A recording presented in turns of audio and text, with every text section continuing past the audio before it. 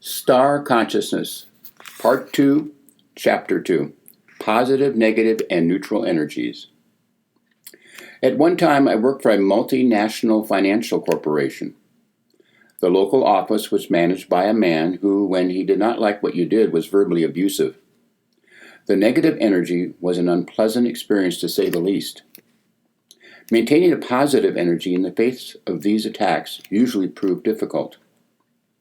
The effect was intense and triggered emotional reactions that tended to pull me into a negative emotional spiral.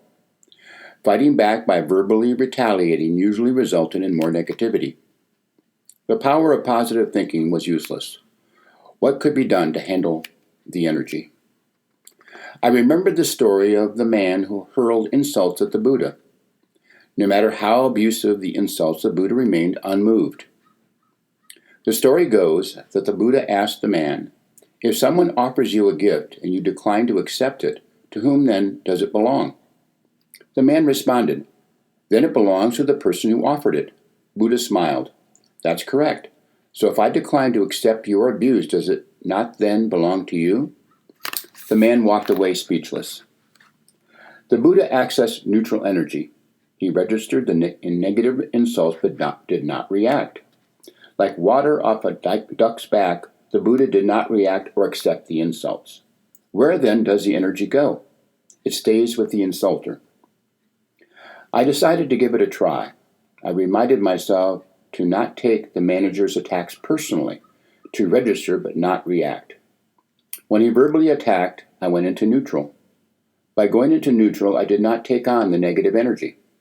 The negative energy he put out described a circuit back to the manager. Honestly, for me, it was not easy as it might sound. It took concentration, mindfulness, and a willingness not to justify and rationalize. Yes, at first I felt compelled to defend myself or retaliate. With practice, I improved the going into neutral skill. Eventually, I noticed the number of verbal attacks were reduced to a minimum. The negative anger energy made him feel uneasy. Instead of me taking on the energy, it boomeranged back into him. In order to become a functional energy being, it will necessitate you becoming adept at handling positive, negative, and neutral energies. Practicing physical repose, emotional calm, and peace of mind means accessing neutral energies. You are neither for nor against. You flexibly center yourself in the eye of the storm. You remain unmoved by both the positive compliments and the negative insults. Energy follows attention. When you give less attention to a person, place, or thing, it receives less energy. When you give more attention to a person, place, or thing, it receives more energy. Seems obvious, right? But can you control the direction of energy from second to second? When your interest level is minimal, then your attention weakens. Thoughts, feelings, desires, and actions receive less energy. When your interest level is heightened and sustained, thoughts, feelings, desires, and actions collect more energy. As a functional energy being, you will have more choices as you become more conscious on who, what, and where you focus your attention. Accepting and settling for unconscious living more or less dooms you to repeat an endless circuit of thoughts, feelings, desires, and actions.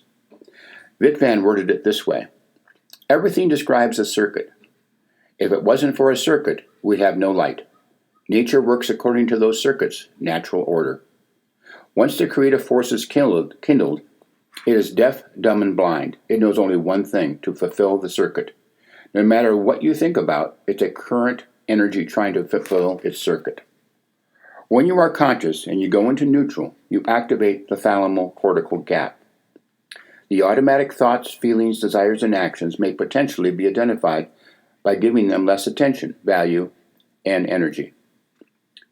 Accessing the thalamocortical gap is like counting to 10 when experiencing compulsive anger, fear, or desire. There's a pause, a gap. In this gap, you give yourself the opportunity to direct your energy into neutral. As you will discover if you persist, if you haven't already, energy provides opportunities and choices for change. A functioning human energy being sees, accepts, and handles what is. Living in past behavior patterns tends to repel conscious neutral energy. When you're habit-bound, this is what happens. Wittmann summed it up. Once the creative force is kindled, it is deaf, dumb, and blind. Self-reflect on where you focus your attention. If you are not focused in the moment, you will more than likely be placing your attention on the past or future. Past memories will usually be positive or negative. Possibilities and plans for the future will usually be positive or negative. Being mindful in the moment, in a state of wordless awareness, accesses the flow of neutral energy. Learning to go into neutral takes time, keen awareness, and practical application. By noticing your automatic likes and dislikes, you'll begin to see you are conditioned to a two-valued orientation, where likes are positive and dislikes are negative. Going into neutral entails you to suspend attachments to likes and dislikes, resulting in alternative possibilities. Going into neutral presents more conscious choices. The two-valued orientation limits thinking and acting to a world of opposites. Have you ever been caught up on a situation where you insist on being right? Sometimes right is critical for avoiding a life challenge or even a disaster. If you know taking the road or that road will lead you into a sense of traffic delay or a long detour, it may be right to take another route. Other times, being right is not critical and in fact can exasperate a situation into a conflict from minor arguments to major wars. Let's say a friend points to a rock and says it's brown. Do you see clearly that it's brown, or do you see it as tan? Do you compulsively have to be right, or can you let go your rightness and say to the friend, yeah, I see what you mean. I could see where it could be brown. Letting go of two-valued orientation can be a monumental task for many. It only takes a second to get and accept the idea, but to be vigilant in uprooting the deeply planted habit of good, bad, right, wrong, happy, sad, hope, despair, win, lose, etc. is not instantaneous. Neutral energy releases and flows each time you move through, past, and beyond the opposites. Enjoying the freedom and inner peace and space provided by going into neutral is very healthy. Former U.S. Senator from California, S.I. Hayakawa, often used an example of a two-valued orientation that potentially resulted in death. During World War II, patrols and guards around military parameters asked when they encountered someone, friend or foe. If no satisfactory answer was given, guards were entitled to open fire. Hayakawa summarized the two-valued orientation as follows. Two-valued orientation is a widespread and often misleading form of simplification in which language is used to represent reality in limited binary terms, regardless of intermediary nuances. The danger resides in the reduction of a complex reality to a simple binary contrast.